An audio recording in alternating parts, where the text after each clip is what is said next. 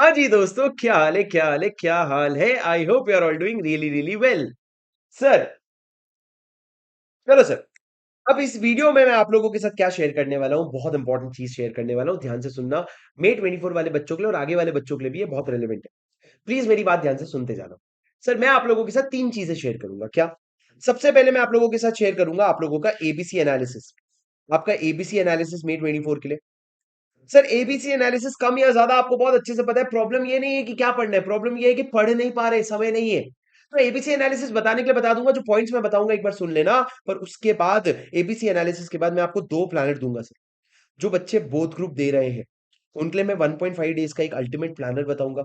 और जो बच्चे सिंगल ग्रुप दे रहे हैं उनके लिए मैं 4 डेज या 5 डेज का एक प्लानर बनाऊंगा, अपने कन्वीनियंस के हिसाब से। सब बना हुआ है, अभी दिखाऊंगा। सर, मेरी बात सुनना, तुमको ना थोड़ा सा फर्क महसूस होगा। आपको पता है कि यूट्यूब में वीडियोस की कमी नहीं है इन सब चीजों पे, पर आपको ना बहुत फर्क महसूस होगा जब तुम मेरी बातें सुनोगे कि क्यों। तुमको, तुम्हारे पास मार्केट में एक रैंक होल्डर का भी ओपिनियन होगा, एक नॉन रैंक होल्डर का भी ओपिनियन होगा, पर मैं एक नॉन रैंक होल्डर जिसने गलती से रैंक अचीव कर ली मेहनत करके, उसका क्या ओपिनियन है वो एक बार सुन के देखना, तुमको फर्क समझेगा। सर, मेरी बात ध्यान से सुनो। सबसे पहले मैं आप लोगों से एबीसी एनालिसिस की बात करूंगा। कहां पे मिलेगा सर आपको एबीसी एनालिसिस? अगर आप प्रैक्टिस बैच के या 160 आवर्स के बैच के बच्चे हो तो आपको आपके ड्राइव में ही जब आप जाओगे, या फिर अगर आप नहीं हो यूट्यूब में देख रहे हो तो नीचे डिस्क्रिप्शन पे मिल जाएगा। पर दोस्तों, आप ये देख सकते हो कि जब आप अपने ड्राइव पे जाओगे तो यहाँ पे एक एबीसी एनालिसिस एंड प्लानर करके वो आपको लेकर के चला जाएगा। आपके रेस्पेक्टिव शीट्स में पहले चले जाते हैं एबीसी एनालिसिस पे। सर, अगर आप एबीसी एनालिसिस वाले शीट पे जाओगे, अभी डाउनलोड करूं मैं बैठ के तब। हाँ, ठीक है। हम्म।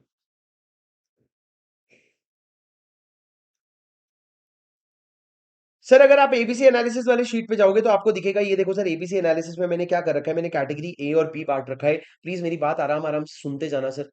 कैटेगरी ए क्या होता है, बी क्या होता है, सी क्या होता है, इधर आराम आराम से सुनते जाओ। हर एक चीज के पीछे एक मेगा लॉजिक है।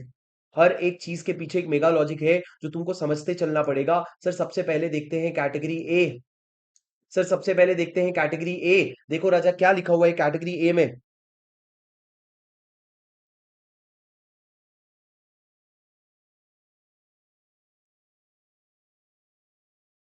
सर, कैटेगरी ए में आप देख सकते हो कि भैया, मेरा कैटेगरी ए में आपके क्या क्या चैप्टर्स आते हैं। सबसे पहले आता है आपका ट्रस्ट एंड। सर, मैं आप लोगों को बता दूं, मैं चैप्टर नंबर 10 11 12। चैप्टर नंबर 10 क्या है आपका? Trust, political parties, business trust, investment fund, securitization trust, tax avoidance और डिजिटल एसेट। इन तीन को गलती से भी टॉपिक वाइज, सबसे पहले सर आप डीटी को टॉपिक वाइज ब्रेक करना छोड़ दो। बहुत चीजें छूट जाएगी आपसे अगर आप टॉपिक वाइज ब्रेक करके चैप्टर्स को पढ़ोगे। एज अ ह्यूमन, अगर मैं एक चैप्टर में जा रहा हूं, मैं वो पूरा चैप्टर पढ़ूंगा ना, बीच में क्या छोड़ दूंगा, बाद में आगे पढ़ूंगा। बाद में टाइम नहीं बचता, इतना टाइम नहीं बचता कि एक चैप्टर नहीं कर, मतलब टाइम इतना भी नहीं बचता कि एक चैप्टर कर लो। तुम कहां से छोटे छोटे टॉपिक्स करोगे? सर, सुनो मेरी बात ध्यान से। आप क्या करोगे सर, आप ट्रस्ट पूरा पढ़ोगे, और मैं आपको बता दूं, चैप्टर 10 11 12 का इंस्टीट्यूट ने मिला करके वेटेज दिया है। कितने का पता है आपको? 10 11 12 का मिला करके 22 मार्क्स का वेटेज है सर। यानी कि आपका ट्रस्ट का चैप्टर, इन्वेस्ट, एक ट्रस्ट से आपको 8 नंबर का आएगा। आपका जो बिजनेस ट्रस्ट, रीट वगैरह, उससे एक 6 नंबर का आएगा। आपका टैक्स अवॉइडेंस, गार, कंपलसरी 4 नंबर का आएगा। और उसके बाद डिजिटल एसेट आएगा, इक्वलाइजेशन। डिजिटल एसेट में दो आता है, एक इक्वलाइजेशन लेवी, एक वर्चुअल डिजिटल एसेट। आप वर्चुअल डिजिटल एसेट को टीडीएस में पढ़ते हो, हल्के में पढ़ते हो 194 एस की वजह से, पर नहीं भैया, उसको यहां पढ़ना पड़ेगा आपको। हमारे समरी नोट्स में यही दिया हुआ है, ये तीनों का मिला करके 22 नंबर का वेटेज है। अब सर, लोग गार, जो टैक्स अवॉइडेंस है गार, उसको क्यों नहीं पढ़ते? क्योंकि उनका ये माइंडसेट बन गया है कि आप लोगों का जो सिक्स्थ क्वेश्चन होता है, जहां पे बीपीएस टैक्स ट्रीटी वाला क्वेश्चन आएगा, वहां पे आता है, और सच भी है, वहीं पे आता था। तो हम उसको नहीं पढ़ेंगे। पर राजा, एक बात समझो ना, न्यू सिलेबस आ गया ना। न्यू सिलेबस में ब्लैक मनी एक्ट भी है, टैक्स ऑडिट भी है। क्या पता वो वहां चला जाए, क्या पता वो वहां चला जाए, आपको कैसे पता? और कार बहुत स्कोरिंग है भैया। जब 3 4 घंटे की बात हो ना, तो आप सोचते हो एबीसी गार 4 मार्क्स का पक्का आएगा, और 1 घंटा मैक्सिमम। क्यों सोचना, कैटेगरी है। उसके बाद आप देखोगे सर, ये खत्म होने के बाद आप आ जाओ अपने मॉड्यूल 1 में। आप मॉड्यूल 1 में देखोगे पीजीबीपी, और उसके साथ असेसमेंट। ये दोनों चैप्टर बहुत इंपॉर्टेंट है, ये आपका मिला करके 14 मार्क्स का क्वेश्चन आएगा सर। इसके साथ पीजीबीपी और असेसमेंट ऑफ वेरियस एंटिटीज के साथ आपको समझना पड़ेगा राजा, कि आपका मैट, एएमटी, 115 बीए, 115 बीएबी, ये सारे कॉन्सेप्ट्स कवर होते हैं। Good. Good amount of time लगेगा आपको इसमें, पर ये आपका बहुत स्कोरिंग हो जाएगा। उसके बाद आ जाओ सीधा आपका, मैंने वो इनकम टैक्स असेसमेंट अपील वगैरह कुछ भी नहीं, आप आ जाओगे सीधा एनआर टैक्सेशन में। सर आपका एनआर टैक्स बहुत scoring, DTW super scoring, advance ruling transfer pricing. Sir अब एडवांस रूलिंग लोग बोलते हैं कि नहीं भैया इसको बाद में करेंगे। भैया मैं वापस से बोल रहा हूँ, एक सीक्वेंस में जा रहा हूँ ना, तो एक फ्लो में खत्म करूंगा ना, तो एडवांस रूलिंग, बच्चे बोलते हैं सी कैटेगरी बी कैटेगरी। भैया मैंने जो टैक्स शॉट डाला है, जो ऑडियो जो मैं टेलीग्राम ग्रुप में भी अपने रोज डाल रहा हूँ, 8 मिनट का एडवांस रूलिंग है।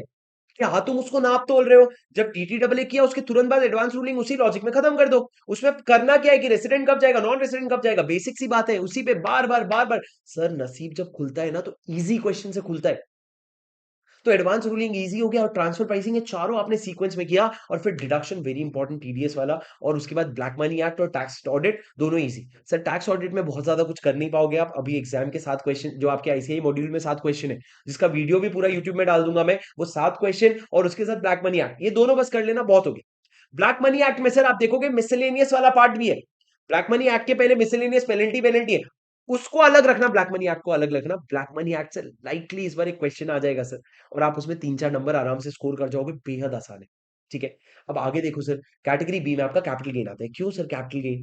क्योंकि सर एक तो टाइम कंज्यूमिंग है, दूसरा आपको पता है 54 वाले सीरीज में या फिर बहुत बेसिक एडवांस स्कोर फिट हो गया तो क्या होगा, बहुत बेसिक लेवल पे क्वेश्चन आएगा, कैपिटल गेन अपन इंटरमीडिएट से पढ़ते आ रहे हैं, नहीं भी करा ना संभाल लूंगा वाला हाल है, तो उसको बाद में रख। उसके बाद सर, पर बाद में रखना, पर मैं दिखाऊंगा आपको, सुनो। इनकम टैक्स अथॉरिटी की बात करते हैं sir, income tax authority, assessment procedure, appeal and revision. ये तीनों बहुत ज्यादा स्कोरिंग नहीं है सर, पर वॉल्यूम वेटेज बहुत ज्यादा है इसका, तो हम लोग क्या करेंगे, ये तीनों को रखेंगे सर। उसके साथ आता है डिस्प्यूट रेजोल्यूशन, छोटा सा टॉपिक है, 10 मिनट एक्स्ट्रा, और डिडक्शन। और डिडक्शन सर, डिडक्शन कौन सा हो गया ये आपका चैप्टर 8 वाला डिडक्शन हो गया। सर चैप्टर 8 वाला डिडक्शन वैसे बिल्कुल इंडिपेंडेंटली इंपॉर्टेंट नहीं है, पर आपको 80 डी का डिडक्शन, 80 जीजी, 80 जी, 80 जीजी, जीजीबी, जीजीसी, 80 टीटी, 80 टीटीबी, 80 क्यूक्यूबी, ये सारे डिडक्शन एक बार याद होने चाहिए, तो एक बार तो देखना पड़ेगा सर। अब कब देखोगे वो भी मैं सब बताऊंगा, पर है। उसके अलावा sir basic exemption, IFOS, clubbing, set of miscellaneous, ये सब कैटेगरी सी में आते हैं, क्योंकि पहले वाले 5 बहुत इजी है, छठा मिसलेनियस मेरे को मार्क्स नहीं देके जाता भाई। एसएफटी वगैरह का आता है, देखूंगा, पर प्रायोरिटी में नहीं लूंगा मैं अभी। सर ये आपका एबीसी एनालिसिस हो गया, okay, not a big deal. पर सर मेरे को एबीसी एनालिसिस से ज्यादा इंटरेस्ट किसमें है पता है? मेरे को मेरे प्लानर में इंटरेस्ट है सर। प्लीज मेरी बात ध्यान से सुनना राजा, बहुत ध्यान से। राजा ये जो आपका प्लानर है ना, प्लीज मेरी बात ध्यान से सुनना, ये जो आपका प्लानर है ना, इधर देखो स्क्रीन पे मेरे। सर ये आपका प्लानर बहुत इंपॉर्टेंट है। पहले मैं आपको वो लोगों को बताऊंगा जो बोथ ग्रुप दे रहे हैं, जो 1.5 दिन में लॉ टैक्स रिवाइज करना चाहते हैं। मेरी बात ध्यान से सुनना प्लीज राजा। आपका पेपर है 10 मई, आप बोथ ग्रुप लिख रहे हो, मतलब आपका ऑडिट का पेपर है 8 मई को, आपको 10 मई का पेपर लिख रहे हैं। आपको पता है कि आप लोगों को 4 मई को, मतलब जब आपका सेकंड एसएफएम एएमएफ एएफएम का पेपर खत्म हो जाएगा, आपको टैक्स पढ़ना है। सवाल ये है कौन सा चैप्टर? मेरे पास दो ऑप्शन है सर, या तो मैं हल्के हल्के पीजीबीपी कैपिटल गेन वगैरह कर लूं, या मैं भारी भारी इंटरनेशनल टैक्सेशन कर लूं। मैं आपको बता रहा हूं, the only right answer is PGBP capital gain. अगर तुम इंटरनेशनल टैक्सेशन उस समय करोगे ना, उतना ही टाइम लगा के एग्जाम के पहले रिवाइज करना पड़ेगा, क्योंकि तुमको भी पता है उसमें 115 बी, 115 ए, 115 एडी, ये सब जो बारीकी वाले टैक्स रेट है, 44 बी, 44 बीबी, 44 बीबी, ये सारे टैक्स रेट मेरे को याद रखने पड़ेंगे, और ये रट्टा है, तो मैं उस समय का पढ़ा हुआ एग्जाम में नहीं लेके जा सकता। पोयम का कॉन्सेप्ट आपको पता होना चाहिए, कि 4 चीजें चेक करते हो, वो नहीं ले जा सकते। मैं आपको बताता हूं, मेरा ना पेपर 6 था और पेपर 7 था। पेपर 7 था डीटी, पेपर 6 था इंटरनेशनल टैक्सेशन। मैंने क्या किया, इंटरनेशनल टैक्सेशन में इनकम टैक्स ले लिया। सॉरी पेपर 6 जो इलेक्टिव होता है उसमें मैंने इंटरनेशनल टैक्सेशन ले लिया, ये सोच के कि पेपर 6 के पहले पढ़ूंगा ओपन बुक ले, तो पेपर 7 में मेरे को काम आ जाएगा। सर मैंने पढ़ा, रिवाइज किया, पूरा किया, पर पेपर 7 में जब वो क्वेश्चन आया ना, मेरे को सारे लिमिट्स फंबल फंबल मार गए। मेरा भयंकर नुकसान हुआ था। ये 2 दिन पहले का पढ़ा हुआ है, तुम सोचो 7 दिन पहले कैसे पढ़ोगे? नहीं पढ़ सकते, तो आप क्या करोगे सर, 4 मई को शाम को, सर बहुत ज्यादा अग्रेसिव प्लानिंग करके कुछ नहीं मिलना है, नहीं पढ़ते। हमको पता है, एग्जाम का एक्सपीरियंस है कि कितना इंसान कर सकता है। इंसान इतना कर लेना बहुत है। पहला बेसिक कॉन्सेप्ट में सारे रेट पढ़ लिए, ताकि आप एग्जाम के एक दिन पहले के लिए रेडी हो। आपने पीजीबीपी पूरा कर लिया, कोई एडजस्टमेंट पीजीबीपी का आप एग्जाम के पहले नहीं भूलोगे, ये आपको भी पता है। अगर इस दिन आप ढंग से ईमानदारी से पढ़ोगे गलतियां कर करके, तो ये 7 दिन आराम से याद रह जाता है। और उसके साथ साथ आईएफओएस 1 घंटा लगेगा सर, कॉम्प्लीमेंट्री पढ़ लेना। इसके बाद समय बचा, शाम खत्म हो गई, 3:30, 315, मतलब 5 घंटे हो गए, बहुत बहुत हो गए। 1 घंटा लगा के क्वेश्चन बैंक देख लेना। उसके बाद सर आएगा आपका अगला दिन, सुबह आपको टैक्स पढ़ना पड़ेगा सर। आप ऑडिट के लिए आपके पास 6, 7, और मैं तुमको बता रहा हूं, तुम नहीं पढ़ोगे ना, तुम टाइम वेस्ट करोगे। ये मैं आपको आउट ऑफ एक्सपीरियंस बता रहा हूं सर, जब सबसे बड़ी प्रॉब्लम होती है ज्यादा टाइम। तुमको मैं ये भी बता रहा हूं, फिफ्थ को अगर तुमने ऑडिट शुरू किया तो तुम कम पढ़ोगे, सिक्स्थ को ऑडिट शुरू किया ना तुम ज्यादा पढ़ोगे ऑडिट। क्या बात कर रहे हो सर? हाँ सर, उस दिन जब समझ आएगा ना तब इस वीडियो के नीचे आके थैंक यू लिख देना। पर अभी मेरी बात सुनो सर, फिफ्थ में को आप क्या करोगे? Cap gain, clubbing and set of formality के लिए, डिडक्शन फॉर्मेलिटी के लिए, ये आपका पहला मॉड्यूल खत्म हो गया, उसके बाद आप ऑडिट उठाओगे। सर ये प्रोविजंस आप एग्जाम के पहले नहीं भूल सकते। एक और आपको सबसे बड़ा चीज बता रहा हूं, सुन लो। ये चीजें भूलोगे जो चीजें ना, उसको एक काम करना, उसी दिन स्टिकी नोट्स में लिख करके सामने चिपका देना दीवार में। जब आप ऑडिट के पेपर से आओगे ना, या जब आप टैक्स के पेपर को जा रहे हो ना, वो सारे स्टिकी नोट्स निकाल करके पढ़ लेना। वेरी इंपॉर्टेंट एडवाइस, जिसने वीडियो यहां तक नहीं किया गया उसका ये एडवाइस। तुम इसकी ताकत नहीं समझोगे। मैं एसएफएम के फॉर्मूलाज के लिए करता था, 1.5 दिन के गैप में, कि आज पढ़ा परसों पेपर में लिखना है, मैं भूल जाऊंगा फॉर्मूला, लिख के स्टिकी नोट्स में लिख ले, एग्जाम में जाने के पहले देख लेना। उसके बाद राजा आप देखोगे 8th में जब आप एग्जाम से आए, सबसे पहले सबसे बड़ा इंटरनेशनल टैक्सेशन, 35 मार्क्स में से आपको 25 मार्क्स का सिलेबस उठाना है, ये उठा लिया आपने शाम को। सर इंटरनेशनल टैक्सेशन आप देखोगे 330 घंटा, 5 घंटे का हिसाब है। ऑडिट वाले शाम को आपको पढ़ना पड़ेगा, कोई ऑप्शन नहीं है। अब आप उस दिन शाम को पढ़ सकते हो या अगले दिन सुबह पढ़ सकते हो, आपकी चॉइस है। शाम को जम रहा है तो शाम को पढ़ना, नहीं तो अगले दिन सुबह पढ़ना। अगले दिन सुबह को जो पढ़ना था वो आज शाम को एक दिन पहले प्रीपोन कर लेना। पर ये इसलिए पढ़ना जरूरी है सर, क्योंकि आप इस दिन पढ़ोगे ना 8th मई को, तो 10th मई को वापस 1 घंटा इन चारों में मिला के देना पड़ेगा। तो आपका वो गैप ठीक रहेगा, आपको याद हो जाएगा। ठीक है। उसके बाद सर आप देखोगे 9th मई को सुबह मॉर्निंग को मैंने मॉर्निंग, आफ्टरनून, इवनिंग और night, morning, early morning, late morning, afternoon और नाइट, 4 स्लॉट में डिवाइड किया। सर अर्ली मॉर्निंग आप उठा करके 22 मार्क 4 घंटे में, 3 घंटे में कवर करोगे। ट्रस्ट, गार और डिजिटल ट्रांजैक्शन। सर ये आपका 22 मार्क्स का कॉन्सेप्ट हो गया। ये 22 मार्क के कॉन्सेप्ट में आपको क्वेश्चंस का टाइम नहीं मिल रहा है, आप यहाँ पे 180 घंटे दे, 180 मिनट यानी कि 3 घंटे दे रहे हो। सर बफर है, बफर है, बताऊंगा। उसके बाद सर आपने आधा घंटा का ब्रेकफास्ट लिया और उसके बाद आपने टीडीएस उठा करके 3 घंटा दिया, उससे ज्यादा नहीं दे सकते। फुल स्पीड चाहिए होगा। सर बहुत एनर्जी नहीं लगी अभी तक आपकी, क्योंकि अभी तक ठीक ठीक चैप्टर चल रहा है। जो दर्द था वो आपने पिछले दिन कर लिया है, अब आप आओगे सर थियोरिटिकल में। ये दोपहर का समय लेने से पहले मैं सोच रहा था, पर सर आप इसको, अभी आपका जो मेन चीज है बची ना, वो बोरिंग वाली चीजें ही बची है। बोरिंग मतलब या तो लेस स्कोरिंग या लेस लेस इंटरेस्टिंग। तो आप रिवीजन वीडियोस उठा करके ये 5 घंटे में देखोगे ये चैप्टर तीनों। पर सर आपको असेसमेंट प्रोसीजर के लिए मैंने 180 मिनट दिया है, इसके अंदर एक हिडन बफर है कि भैया आपका 2:30 बजे से 7:30 क्यों लिया है, ये तो 5 घंटे। तो आधा घंटा मैंने एक्स्ट्रा ऐड किया है, वैसे ही कि शाम को आप आधा घंटा का ब्रेक लोगे। उसके अलावा मैंने और एक हिडन बफर ये 180 में दिया है, आप चाहोगे तो 120 घंटे में खत्म कर सकते हो। उसके बाद सर आप देखोगे dispute resolution, miscellaneous provision, black money act, tax audit, ये छोटे छोटे चैप्टर है। जो आपका मूड करेगा उस सीक्वेंस में कर लेना, जो भी बचा कुछ है। अब सर उसके बाद अगले दिन जब आप उठे ना, तो जो आपने पीजीबीपी कैपिटल गेन में जो मार्क कर रखा था, पेजेस ना फोल्ड करते जाना, ये देखूंगा, ये देखूंगा, ये देखूंगा, और उसको यहाँ पे 60 मिनट्स में देख लेना, 1 घंटा। उसके बाद एनआर टैक्सेशन और टीपी का 1 घंटा टाइम दोगे आप, बहुत जरूरी है सर। उसके बाद आपका आरटीपी एमटीपी का मार्क क्वेश्चन, और जितने भी आपने मार्क क्वेश्चन कर रखे थे क्वेश्चन बैंक में, वो 120 घंटे, 120 मिनट में जितना होता है पेज पलटा पलटा के देख लेना। जहां आपने रेड हाईलाइट किया हो, स्टार बनाया हो, सब यहाँ पे आपको देखना पड़ेगा। यहाँ चिल है सर।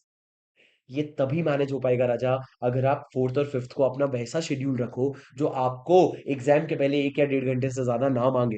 यहाँ पे एनआर टैक्सेशन और टीपी पढ़ोगे ना, मैं बता रहा हूँ क्या होगा। यहाँ पे इतने मन से पढ़ोगे नहीं, क्योंकि एग्जाम 7 दिन बाद है। 7 दिन बाद नेचुरली भूल जाओगे। जब एग्जाम वाले दिन सुबह उठाओगे ना, और अगर याद नहीं आएगा ना, एग्जाम में जाने के पहले कॉन्फिडेंस टूट जाएगा। पीजीबीपी याद ना आए, ऐसा हो नहीं सकता, इंटरमीडिएट से पढ़ रहा हूं भाई मैं। हो क्या सर तुम मेरे साथ? सर ये वो लोगों के लिए है जो बोथ ग्रुप दे रहे हैं, जिनको फोर्थ को मैनेज करना पड़ेगा। पर सर जो सिंगल ग्रुप दे रहे हैं, उनके लिए मैंने एक 5 दिन का प्लानर बनाया है, जो तुम लोग अभी, बाय द वे, आप लोगों के लिए सबके लिए एक फ्री टेस्ट है, मॉक टेस्ट। जो सेकंड मॉक टेस्ट, जो मेरा फुल मॉक टेस्ट है, जो मैं कब लूंगा, 20th को लेने वाला था, पर क्योंकि मैंने आज ये प्लान बना के दिया है, तो मैं 22nd का दूंगा। 22nd का है, 5 दिन का प्लानर है ये हमारा। 17 से ये प्लानर शुरू होगा सर, 17, 18, 19, 20, 21। 21 को आप पढ़ लो, 22nd को 17, 18, 19, 20, 21, करेक्ट। 17, 18, 19, 20, 21, 21 के बाद 22nd को आप टेस्ट लिखोगे। सर ये आपका पूरा प्लानर है 5 दिन का। ये देखो सर, 22 अप्रैल को है। टारगेट ये है, आप रोज 8 घंटे का सिलेबस पढ़ोगे, 3 घंटा क्वेश्चन बैंक करोगे। सर एक बात बताऊं क्या, this is your last chance to solve your question bank on your own. कोई प्रैक्टिस बैच सब हो गया खत्म, क्लासेस बंद कर दो एकदम अभी। अभी आपको क्या करना है, सिर्फ खुद से बुक उठा के पढ़ना है। जो चीजें डिफिकल्ट लगे मार्क करते जाओ, मार्क करते जाओ। तुम क्या कर रहे हो, यूट्यूब यूट्यूब यूट्यूब फेंक दो। सर हर एक क्वेश्चन को सॉल्व करो, जितनी ताकत लगा सको, रोज 3 घंटा, मतलब 15 घंटा तुम क्वेश्चन बैंक को देने वाले हो। अभी तक जितने मार्क किए ना, बस वही सॉल्व कर लो, और जो सही सॉल्व होता जा रहा है उसको काट लो। आज अगर तुमने अपने होशो आवाज में सारी चीजें बिना देखे सही सॉल्व कर ली ना, that question deserve to be removed. पर जहां गलती करी उसको टिक कर दो भैया। अब राजा देखो, अब मैंने ना सर इस मैं आपको बेसिकली बता देता हूँ इस रिवीजन का ऑब्जेक्टिव क्या है। ये सेम रिवीजन आप अपने एग्जाम के पहले करोगे, 5 की जगह 4 दिन में। ऑब्जेक्टिव खत्म करना नहीं है, ऑब्जेक्टिव है इतना अच्छा क्वालिटी पढ़ना कि अगर आज का पढ़ा हुआ भूले भटके में अगर एग्जाम में हाथ नहीं लगा पाया, तो भी मेरे को कॉन्सेप्ट्स याद आने चाहिए। मतलब आज जब तुम क्लबिंग पढ़ोगे या सेट ऑफ पढ़ोगे, तुमको सेट ऑफ में सेक्शन 72 है, अमालगमेशन वगैरह वाला जो है, वहां कंफर्ट नहीं आता है। तुमको वहां कंफर्ट नहीं आता है, वहां कंफर्ट ले लो। आज ऐसा पढ़ लेना, ऐसा बेसिक कॉन्सेप्ट आज बना लेना, भले आधा घंटा एक्स्ट्रा लग जाए सर, पर वो क्वेश्चन अगर कॉन्सेप्ट अगर एग्जाम के पहले छूट गया गलती से, तो भी आप संभाल लो, उस तरीके से पढ़ना है। अब राजा मेरी बात सुनो, क्या कहा मैंने? डे वन आपका ये पूरा शेड्यूल हो गया, डे वन का basic concept PGBP if. Sir मैं आपको बता रहा हूँ, गो मॉड्यूल वाइज, हैफिजेडली पढ़ाई मत करो, मत करो, मत करो। ऐसे पढ़ाई होती नहीं है, कोई तरीका ही नहीं है पढ़ने का कि मैं रैंडम टॉपिक्स उठा के पढ़ा हूं। मैं बता रहा हूं तुमको, मैंने चैप्टर वाइज शेड्यूल बनाया था। मेरे से मैंने ना वहां पे मैथ पढ़ने का लिखा था, मैं मैथ पढ़ लिया, मेरे को ये ध्यान से रह गया कि मेरा मैथ विद इंडेस छूट गया, और क्वेश्चन में मैथ विद इंडेस आया। तो तुम ये समझो कि तुम्हारा सीक्वेंस नहीं बैठेगा। तो सर ये आपका बेसिक कॉन्सेप्ट हो गया। किसी बच्चे ने कहा सत्तक की 20 को ले लो, मैं आपके प्रैक्टिस बैच और मॉक टेस्ट वाले बच्चों के लिए 20th को एक टेस्ट डाल दूंगा अगर तुमने पढ़ना शुरू कर दिया तो। पर अगर नहीं यदि पढ़ना शुरू किया तो 22nd का मॉक टेस्ट लूंगा, जो वो 22nd वाला टेस्ट ही मैं 20th को दे दूंगा। जो बच्चों को चाहिए होगा आप मेरे से 20th को ले लेना, पर मैं एक्चुअल में रिलीज उसको 22nd को करूंगा। सर ये आपका बेसिक कॉन्सेप्ट हो गया। उसके बाद राजा आपका डे 2 में कैपिटल गेन असेसमेंट, गार और बीडीए। चिल है सर, बस बहुत सारा क्वेश्चन करना। इसमें मैंने 2 कॉलम बना रखा है। लेफ्ट वाला कॉलम जो है वो टाइम है फॉर कॉन्सेप्ट, और क्वेश्चन को भी टाइम दे रखा है सर। और जहां चाहिए क्वेश्चन को ज्यादा टाइम है, असेसमेंट ऑफ वेरियस एंटिटीज 2 घंटे पढ़ने का, 2 घंटे क्वेश्चंस का, जरूरी है। और उसके आगे क्या लिखा है sir? Trust, political party, TDS, tax audit. और ये, और फिफ्थ डे जो बैलेंस चैप्टर बचे हुए, और सिक्स्थ डे को आरटीपी एमटीपी 1 एमटीपी 2 कर लो, मार्क कर लो क्वेश्चन, और एग्जाम के लिए रेडी हो जाओगे आप। सर ये आप लोगों का। सर मैं आपको एक चीज बताता हूँ, कभी भी ना आपने वो कहावत सुनी होगी कि पेड़ काटने के पहले उसके एक्स को शार्पन करने के लिए सबसे ज्यादा टाइम बिताते हैं। तुम बिताओ ना बिताओ, तुमको जितना मजाक लग रहा होगा, ये शेड्यूल बनाने के लिए मेरे को 3.5 घंटे लगे हैं। तुमको जितनी आसानी से चीजें मैं रख रहा हूँ, एक एक चीज उतना सोच के अपने आप को जोन में डाल के, शुभम तू कर पाता क्या? शुभम तू नहीं कर पाता, हटा इसको। मैं उस जोन में जाके, मैं अपने एग्जाम के जोन में जाकर के मैंने इस शेड्यूल को बनाया है। एक बार फॉलो करके देखो, तुमको पता है, तुमको जम जाएगा। पर राजा ये 5 दिन के बाद आपका 22 तारीख को जब आप टेस्ट लिखोगे ना, दूध का दूध पानी का पानी हो जाएगा। मैं आपको एक चीज बता दे रहा हूँ, जिस दिन टेस्ट होगा ना, उस दिन तुम हारोगे, और ये हारना बहुत जरूरी है आपके रिजल्ट को पॉजिटिव करने के लिए। ये जो हारना है, ये बहुत जरूरी है आपके रिजल्ट को पॉजिटिव करने के लिए, वरना अगर तुम जीत गए ना तो प्रॉब्लम हो जाएगी। This mock test is not to give you confidence, but to give you reality check. Exam sir मैं आपको बता देता हूं, डीटी पास करने के लिए या कोई भी एग्जाम पास करने के लिए कॉन्फिडेंस नहीं लगता है। कॉन्फिडेंस एक ही समय आता है, एग्जाम के बाद। मानोगे मैं क्या बोल रहा हूं? इतना अंडर कॉन्फिडेंट होते हैं लोग कि मैं एग्जाम हॉल में जाने के पहले मैं अपने आप से पॉजिटिव बातें, अफर्मेशन लेता था कि भैया ऐसा कर ले, ऐसा कर ले, ऐसा कर ले, शुभम तू तू ही सबका। मैं अब कभी कभी लगता है अपुनिच भगवान है, मैं याद दिला रहा हूँ, शुभम याद कर, तूने फाउंडेशन में क्या स्कोर किया, इंटर में क्या किया? नहीं अच्छा किया, चल इंटर तू 12th में चले जा, मैथ्स में तेरे को 90% आए थे, ये हुआ था। मैं अपने अंदर अच्छी चीजें खोज रहा हूँ, मैं अपने दोस्तों को बोलता था मेरी थोड़ी तारीफ करना, क्या करता हूं मैं इतना अपने आप को क्रिटिसाइज कर चुका हूं इस पॉइंट ऑफ टाइम के पास। तू गधा है, तेरे से ये नहीं बन रहा है, तेरे को ये याद नहीं रह रहा है, आज का पढ़ा हुआ कल भूल जा रहा है। मेरा सेल्फ मोटिवेशन खत्म हो गया था। पर सर कुछ नहीं, एग्जाम के पहले 2 घंटे पहले सिर्फ पॉजिटिव अफर्मेशन मैं डाल के दूंगा, टेलीग्राम में सुन लेना। मस्त पीछे कृष्णा फ्लूट बजेगा, पॉजिटिव पॉजिटिव पॉजिटिव, हंस के एग्जाम लिखने जाओगे, वहां एग्जाम संभल जाएगा। आज कॉन्फिडेंस में घूमोगे ना, एग्जाम के पहले रिवीजन बर्बाद करोगे, एग्जाम नेचुरली बर्बाद होगा।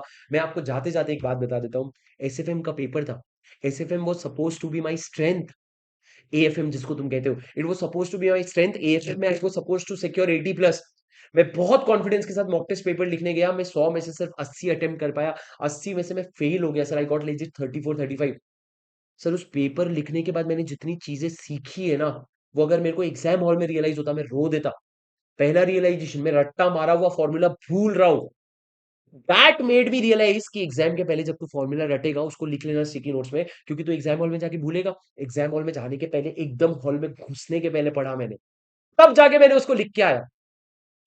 तो मैं अगर मॉक टेस्ट लिखता एसएफएम में और मान लो मेरे को सारे फॉर्मूला क्लिक कर जाते और मैं 80 ले आता, और अगर एग्जाम में फॉर्मूला भूल जाता तो?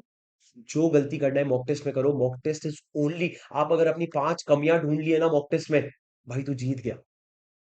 तू जीत गया अगर तूने मॉक टेस्ट में कमियां ढूंढ ली अपनी। अगर mock test should not go well, that is not what mock test is. Mock test is tell me my mistakes before I make it in the exam, and it is never possible कि तुम mistake prone हो ही नहीं अब, और तुम हो mistake prone. मैं बहुत मेहनत करूंगा क्वेश्चन बैंक बनाने में, फेयर बैलेंस दूंगा इजी और डिफिकल्ट क्वेश्चन का। तुमको पास होना है, तुम हो जाओगे, 50 से ज्यादा ले आओगे, पर चैलेंज है 65 से ज्यादा लेके आओ। ये फ्री मॉक टेस्ट होने वाला है, चेक नहीं होगा, पर इसका जूम सेशन में डिस्कशन जरूर हो जाएगा, पर प्रैक्टिस वाले बच्चों को नहीं लगेगा, प्रैक्टिस बैच वालों को, क्योंकि उनको रिपीटेटिव कॉन्सेप्ट दिखेंगे। अगर उस समय तक हो सका तो मैं पीजीबीपी का वो एक टफ क्वेश्चन डालूंगा जिसमें मैं अपना पूरा का पूरा एडजस्टमेंट्स करके दूंगा, जितने भी पीजीबीपी में डिफिकल्ट एडजस्टमेंट्स है। ठीक है, चलो sir, that's it for today. I will see you in the next session. Until then, study well, keep going, keep growing, and trust yourself. Believe in yourself. अगर आज आप अपने आप पे विश्वास नहीं करोगे, मैं एक चीज बता दे रहा हूँ, ये जो पीरियड है ना, अकेले में रोना है, अकेले में उठना है। कोई तुम्हारी मेहनत नहीं देख रहा है, सब तुमको बेवकूफ समझते हैं, तुम भी खुद को बेवकूफ समझते हो। हर दिन गिर रहे हो, हर दिन रो रहे हो, कोई उठाने वाला नहीं है, खुद को उठाना पड़ेगा। सर, अभी तक आपने अपनी सारी जितनी भी स्ट्रगल स्टोरी है वो आपकी रेडी हो रही है। स्ट्रगल स्टोरी तो रेडी हो रही है, पर सक्सेस स्टोरी बननी बाकी है, ताकि आप अपनी सक्सेस की स्टोरी सुना सको कि मैंने ये मेहनत करी, तब जाके मेरे को रिजल्ट मिला।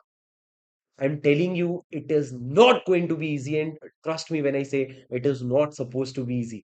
ये कभी आसान बनना चाहिए था ही नहीं। तुम जब सीए बन जाओगे ना, तुमको किक तब मिलेगा जब तुम कोई ऐसी चीज उठा रहे हो जो आसान ही नहीं है भाई। मैं आसान चीज के लिए थोड़ी बना हूं मैं आसान चीज के लिए बना होता तो जाके बीकॉम करता, चुपचाप के 15-20 हजार की नौकरी लगा के बैठ जाता। मीडियोकर लाइफ रहता, खाने के लिए कितना चाहिए होता है, 15,000 रुपए, रहना खाना, मिडिल क्लास क्या, लोअर मिडिल क्लास, खत्म लाइफ। मैं क्यों हूं यहाँ पे? बिकॉज आई वॉन्ट, चाहे मेरे को उड़ता तीर का शौक है। ठीक है, तो मेरी बात एकदम ध्यान से मानो, that you have to give your best in the remaining days. मैं आपको आज साफ साफ बोल रहा हूँ, आज तक तुमने जो भी उखाड़ा है, या आज तक तुमने जो भी बिगाड़ा है, उसका तुम्हारे एग्जाम में इम्पैक्ट नहीं दिखेगा। तुम्हारी आज तक की सारी गलतियां माफ, सारी मेहनत साफ। क्या बोल रहे हो सर? अगले आने वाले दिनों में अगर तुमने अपने आप को संभाल लिया, अगर एग्जाम का स्ट्रेस संभाल लिया, मन ना होने पे पढ़ लिया, टारगेट्स लिख के अचीव कर लिए, तुम्हारी पुरानी सारी गलतियां माफ। ऐसा होता है कि अच्छे अच्छे पढ़े हुए बच्चे एग्जाम्स प्रेशर नहीं संभाल पाते, बिगड़ जाते हैं रिजल्ट्स। अच्छे अच्छे पढ़े नहीं पढ़े हुए बच्चे एग्जाम प्रेशर संभाल के लास्ट मोमेंट पे पढ़ लेते हैं, पास हो जाते हैं। फिर उसमें कहते हैं नसीब, नसीब नहीं भैया, साइंस है। एग्जाम के पहले संभालोगे तो जीत जाओगे। आज तुम कितनी भी मेहनत कर लो, फर्क नहीं पड़ेगा। आज तुम सिर्फ अपने एग्जाम्स के दिन को संभालने के लिए मेहनत कर रहे हो, एग्जाम्स को नहीं। फर्क है, आज की तुम्हारी सारी मेहनत तुम्हारे एग्जाम के दिन को संभालेगा, एग्जाम को नहीं। एग्जाम को तो उसके एक दिन पहले का संभालेगा। So be very positive, be very confident. कभी अगर ऐसा स्ट्रेस है ना, जबरदस्ती हंस लिया करो। कोशिश करके देखना, 2 मिनट तक पागल जैसे हंसोगे ना, तो अंदर से कुछ नहीं होगा, बस ये आएगा, अंदर से आवाज आएगी, अबे पागल हो गया है क्या, हंस रहा है। फिर ऐसी आएगी कि अरे हाँ सही में पढ़ते पढ़ते पागल हो गया है भाई तू। तुम हंसोगे, फिर लगेगा पागल हो गया है, और पागल हो गया, अकेले में हंस रहे, हंस लोगे, फिर पढ़ लोगे। अब तुमको तुम्हारे अलावा तुम्हारे साथ कोई नहीं है। मैं कितना भी बोल लूं, कोई भी कितना भी बोल लो, एग्जाम तुम्हारा, रिजल्ट तुम्हारा, उसके बाद की सारी कमाई तुम्हारी, खुशियां तुम्हारी, गम तुम्हारी, हम तो सिर्फ जरिया है बस। आएंगे, तुम्हारी खुशी होगी तो देख लेंगे, दुखी होगी तो देख लेंगे बस। Point is, it is your battle. We have given you adequate weapons to fight that battle. We have trained you to fight that battle. You have to show your skills on the day of the exam. और मैं आपको बता रहा हूँ, इस course को जितनी इज्जत देना है दे दो, एग्जाम को जितनी इज्जत देना है दे दो, जितनी तैयारी को इज्जत देना है दे दो। जितनी इज्जत तुम इस एग्जाम को दोगे ना, जितनी इज्जत तुम इस डिग्री को दोगे ना, उतनी इज्जत ये डिग्री तुमको बाद में देने वाली है। पर मेहनत के बिना नहीं, सब बिना मेहनत के कुछ भी नहीं, कुछ भी नहीं, nothing at all. So study well, take care, and I will see you in the next video. Until then, take care.